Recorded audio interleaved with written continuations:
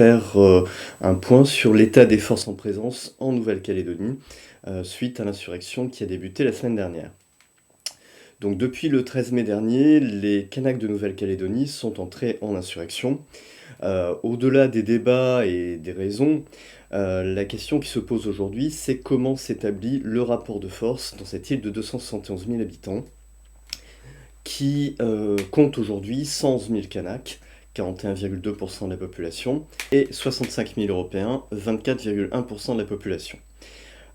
Aujourd'hui, la Nouvelle-Calédonie, c'est un archipel de 18 575 km², 15 habitants au kilomètre carré, qui comporte 3 régions administratives qui ont été établies en 1988.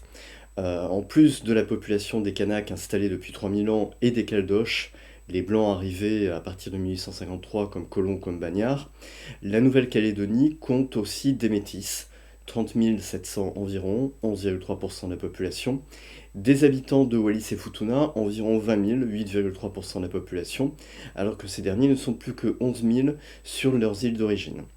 La Nouvelle-Calédonie compte aussi 7 000 Asiatiques, Indonésiens, Vietnamiens notamment, et 5 300 Tahitiens ainsi que des personnes originaires du reste du Pacifique. Les Kanaks et les Européens, les Caldoches et les Européens arrivés de métropole plus récemment, ne forment donc que les 2 tiers de la population, le dernier tiers ayant des origines assez variées. Les accords de Nouméa qui ont été signés en 1988 prévoyaient une période de transition d'une trentaine d'années qui se donc terminait en 2018. Durant cette période, le corps électoral a été gelé, en particulier pour les 3 régions créées à cette époque. Les Kanaks craignent aujourd'hui que le dégel du corps électoral ne remette en cause leurs droits en tant que peuple autochtone de la Nouvelle-Calédonie, et donc leur capacité à prendre au long terme leur indépendance, malgré 2 référendums perdus, l'un en 2018, 56,4% de non, et un autre en 2020 avec 53,2% de non, sachant que le 3e référendum qui a eu lieu en 2021 a été boycotté par les indépendantistes. Il y a eu 96% de non, mais on ne peut pas honnêtement considérer qu'il ait été complètement objectif. Aujourd'hui, les 3 régions ont une population très inégale. Les îles Loyauté ne comptent que 18 300 habitants, 96% de Kanaks et seulement 2% d'Européens. La province Nord, 49 900 habitants, 73,8% de Kanaks et seulement 12,7% d'Européens.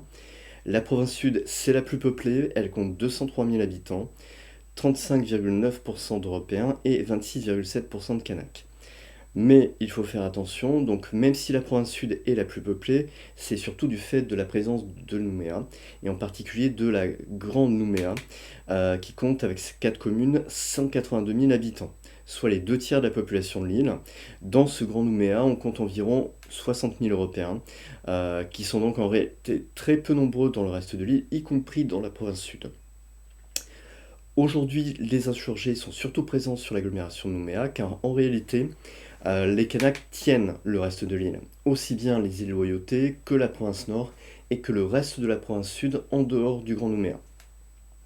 Le gouvernement aujourd'hui ferait face à 3 000 à 5 000 insurgés ou protestataires, avec seulement 1800 hommes sur place, mais qui seront bientôt rejoints par 1 millier d'hommes supplémentaires. Donc on sera 3 à 5 000 insurgés face à 2 800 membres des forces de l'ordre, essentiellement police et gendarmerie, l'armée pour l'instant n'intervenant que très peu. Donc aujourd'hui, quel est le rapport de force locale ? On se trouve dans la situation où face à 111 000 Kanaks, donc 3 à 5% d'insurgés, on doit déployer des forces importantes. Donc a priori à peu près un membre des forces de l'ordre pour 40 Kanaks.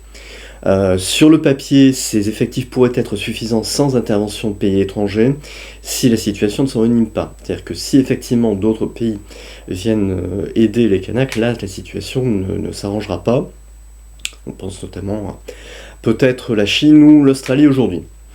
Le peuple kanak tenant par contre la quasi-totalité du pays à l'exception du Grand Nouméa, qui représente 2 tiers de la population, mais seulement 10% de la superficie, il sera difficile d'empêcher les pillages, les barrages et les attaques si une solution politique n'est pas trouvée. La réaction des Européens qui commencent d'ores et déjà à s'organiser pour protéger leur quartier, avec des gardes, des rondes et leurs propres barrages, est à souligner.